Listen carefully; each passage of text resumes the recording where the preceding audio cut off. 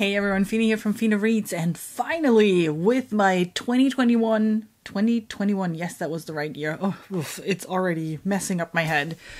With my 2021 review series, this is the first one, and this is going to be stats only. So if you're not interested in numbers and percentages and, breakdown of what I've read over the year, then just skip this video and don't forget to subscribe so you can watch my top 5. So there are a couple others to come. I just love reading stats. I have a huge Excel spreadsheet where I'm tracking everything from number of pages to genre to author gender and where the author is coming from and is it part of a series, is it a DNF, all the typical things. And I've prepared my overview over here and I will blend in some charts. They are really pretty Excel charts that I just copied out of my spreadsheet. So, I'm not a graphic designer. It's fine. So let's start off with I read 37,829 pages, which averages to 3,152 per month or 103 per day. And that seems pretty accurate. That was something that I was trying to do in 2021, that I'm averaging about 100 pages a day. Sometimes that didn't work out, so I read more on the weekend, but I always tried to get to that average. There are a month where I went over that, and there are a month where I didn't meet that goal. But overall, obviously, I did a pretty good job this year. And those 37,000 pages translate into 121 books, 11 of which I DNF'd. So I've read end-to-end 110 books. All the stats that I'm going to talk about will include the DNFs and even my page number includes that, because I've read pages even in DNF books. Sometimes it was just 50 pages, but in some cases I read about 400 pages of a book before I DNF'd it. It was a big chunker, and it was the one that I just read last month. But anyway, so I'm counting that towards the pages that I've read because I actually read them. So all the stats where I talk about, the genres and everything also include the DNFs unless otherwise noted. 121 books. That means books read per month. As you can see, it was pretty balanced, but I had some really good months and I had some not so good months. June was my best one because of the Olympic readathon that is a Shell Space, is the Discord called, hosted. It was about points. It was about the honor. It was about winning.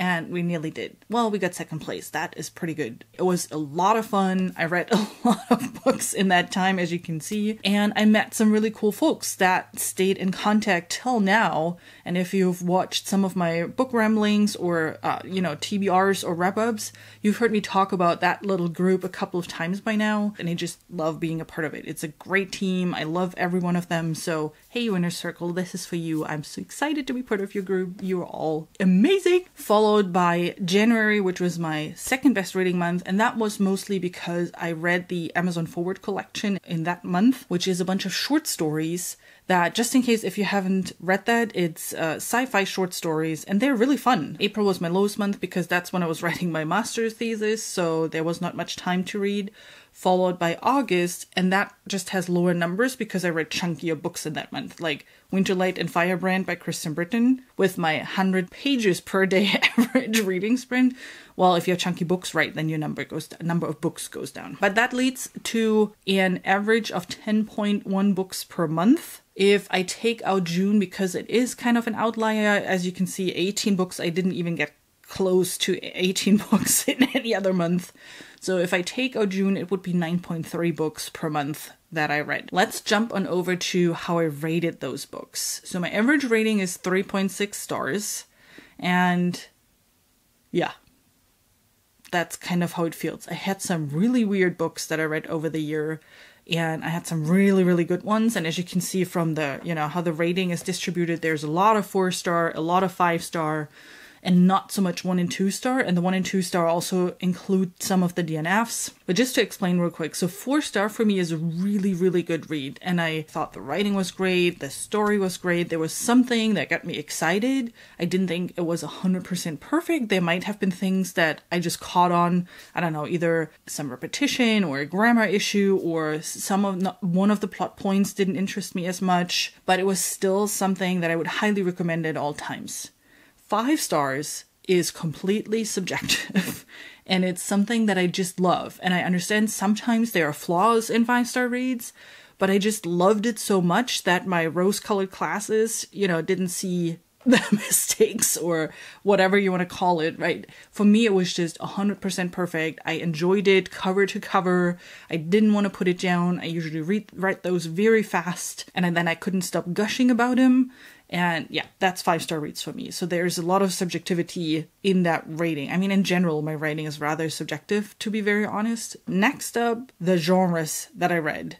Now, I consider myself a fantasy and now also a sci-fi reader, but I had a lot of mixed stuff going on this year, which just shows that I really experimented and read books that are usually not in my comfort zone. With 51 books in the fantasy genre and 26 books in the sci-fi genre, that's about 63% of my reading, which I feel needs to be higher. But then on the other hand, I also really enjoy a good thriller or a good romance every now and then. What I was surprised about is how many nonfiction books I actually read last year. Usually I'm not big into nonfiction, and it's just, one every now and then, or for work or those type of things, but there were some really good ones in there. When it is about the types of books, I definitely read physical books the most, followed by ebooks on my Kindle. I started reading audiobooks, which is total of 15 with a mix of owned and from the library. It's not much, but at least I'm getting started. I'm still not quite sure if I actually like audiobooks. I definitely realized I cannot read dense fantasy books via audio. It just doesn't work. So most of those were some sort of romance or really lighthearted books. I'm definitely excited that I'm using my library and that I'm reading ebooks more. It has to get better though, because I have so many ebooks flying around on my Kindle that it is ridiculous. So I really need to get to those. Some other things around types of books that I don't have graphics for, but from an age group perspective, 83% of the books that I read were adult with a 5% DNF rate in the adult category, 14% were YA, 16, which translates to 17 books, and 16 of those fell into the fantasy and sci-fi category, and 3 of those were DNFs, which makes it my highest read versus DNF ratio, which is nearly 19%, 18.75, which just shows I need to be more selective when it comes to YA. And I feel towards the end of the year, I have a better understanding of what types of YA books I enjoy versus which ones I should stay away from. And then I read 3 middle grade books, all of which are fantasy. And actually, now that I'm saying this, I didn't calculate it, but I can do that. I'm smart. I can do that in my head.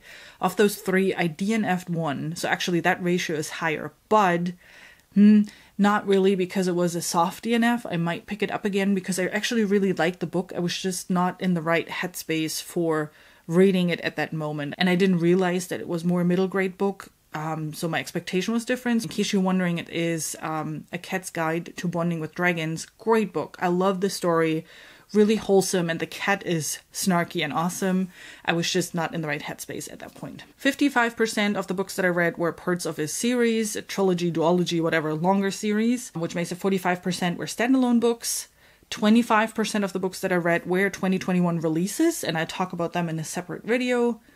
I reread only 9 books, which was pretty much all the Green Rider books. I reread A Game of Thrones, and then I read Project Hail Mary twice in this year, which then, one of those is a reread. Only 3 books that I read were German. All the others were in English. I definitely want to up that number in 2022. Now let's talk about the page count, and that stat does not include DNFs. I pulled those out of that number because what I want to show here is the size of books that I read, what the total page count is of the book, whereas with the DNFs, I only counted the pages that I actually read. The books usually are a lot longer, so I didn't want to skew the numbers here. Most books were in the 300 to 500 page range, which I definitely want to up in 2022. I want to read a bunch more chunkers.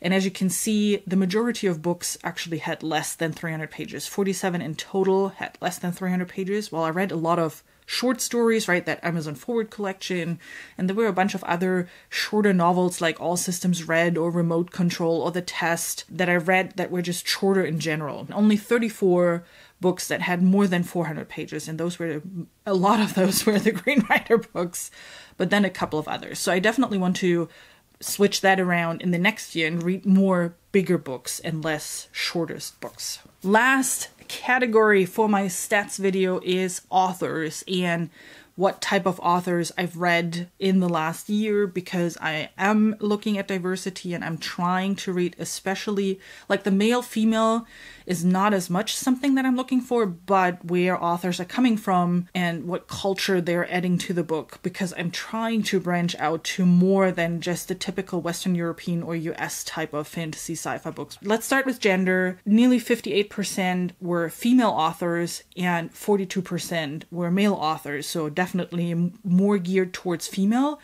That is across all the books I read though, and if you remember on the genres, I read a lot of like nonfiction, romance, blah blah blah.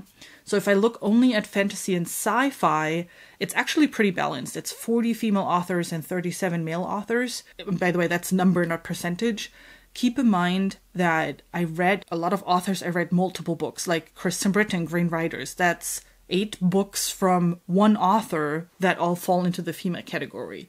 So it's a bit tricky, and I probably have to do that different next year, that I have to remove duplicates to get a better view, that I basically don't replicate authors. But anyway, it is what it is right now. From where authors live, and I went from what I found on like the Goodreads page on the website. Some authors were born in different countries than what they are living now. And as you can see, most is North America, directly followed by Europe. And Europe is a lot of Germany, UK, those type of regions. Then I have 10 in total from non-European, non-US regions. But again, they're duplicates. Like Zamil Akhtar, I read 3 books from him and they are all in the Middle East. So it's technically just 2 authors from the Middle East. Yeah, I need to get better with that, and I want to get better with that and read more books from areas that are not US or UK or Germany. That's all I wanted to cover in my stats video, really. I find this stuff interesting. I don't know about you.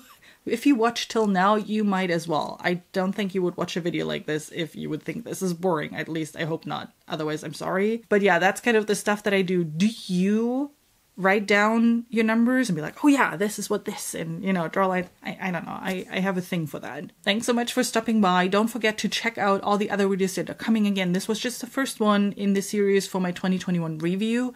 You can already check out my 2022 preview, which I published all in December. So go check those out. Links are all in the description box down below. And then I hope I see you soon with my next video. Till then, have a great rest of your day. Bye!